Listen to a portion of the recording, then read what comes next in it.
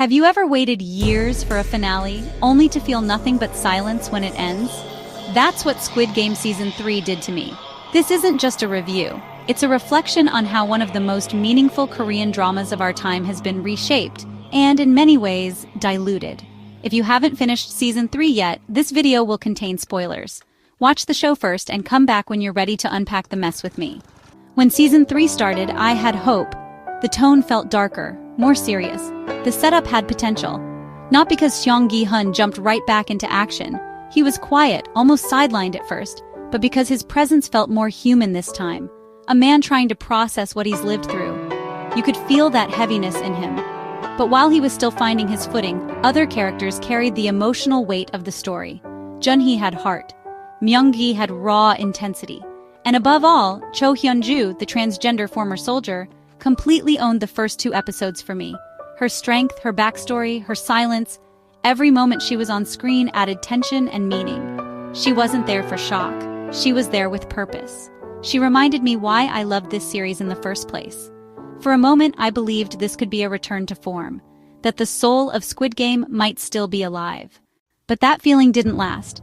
By episode 3 or 4, the structure started unraveling. Characters like Hyun-ju were killed off abruptly without build-up. Their exits didn't feel tragic. They felt convenient, disposable. The pacing became erratic. Emotional beats that should have been allowed to breathe were rushed through. The violence kept ramping up, but the meaning behind it, that disappeared. Season 1 used violence to say something. Season 3 just used it for shock. There was no rhythm, no catharsis, just noise. At some point I realized, I'm not invested in these deaths anymore. Not because I don't care, but because the show won't let me. And then the finale happened. Or more accurately, collapsed. I wasn't expecting a feel-good ending, but I was expecting something. A resolution, a release, a reason. Instead, we got symbolism without substance. Gi-hun's death during the Sky Squid game should have been devastating, but it wasn't. We didn't get the space to process it. He dies, and the show moves on. Junhee's baby wins as player 222. It's supposed to represent hope, but the moment is muddled. There's no emotional context, no earned impact. Then the show skips 6 months ahead. No explanation, no insight. Just a vague scene where the frontman drops off the baby and prize money to Junho. No confrontation, no reflection. Just nothing. After everything these characters went through, that's how it ends? It felt empty. Not because the ending was dark, but because it was careless. Let's talk about the frontman. Lee Byung-hun is a powerhouse actor. He doesn't disappoint in performance. But what is this character doing? We've seen him since Season 1 as this cold, calculating figure.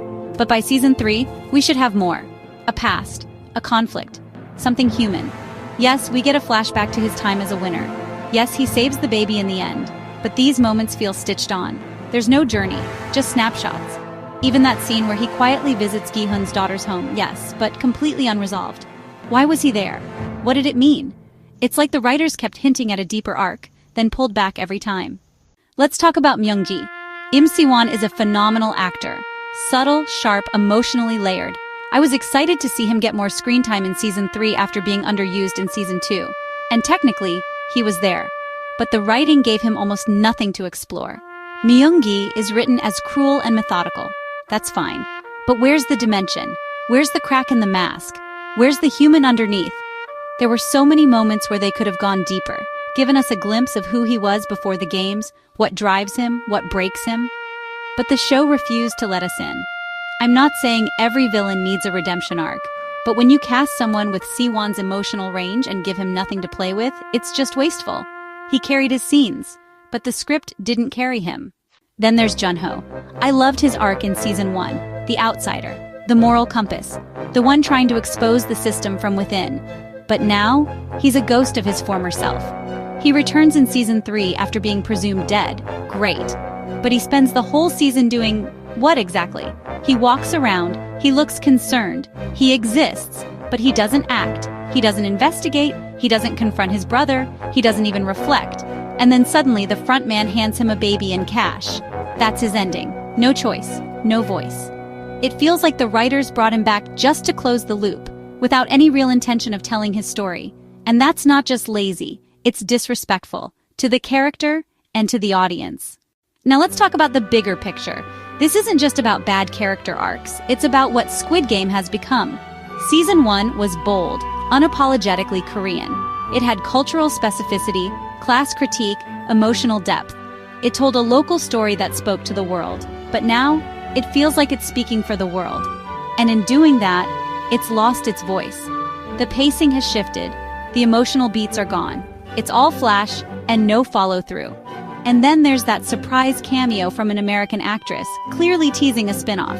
Suddenly, it's not about the story, it's about the brand, the franchise, the global market. This isn't evolution, it's erasure. And as someone who came to this show for its soul, not its spectacle, that hurts. The most frustrating part, this season had all the ingredients. A confrontation between Junho and Inho, a real look into Gi-hun's inner world, a meaningful reason for the 6-month time jump. But none of that happened. The show chose silence, ambiguity, aesthetic over emotion. The finale wasn't sad, it was empty. And I don't think that's the story they meant to tell, but it's the one they gave us. We deserved better. So no, I'm not angry, I'm disappointed, deeply, because Squid Game once meant something. It had something to say. And now, I'm not even sure it remembers what that was, but I want to hear from you. Did the finale work for you? Or are you, like me, feeling that something important is slipping away? Let's talk in the comments. And if you want more honest K-drama commentary, you know what to do. Thanks for watching.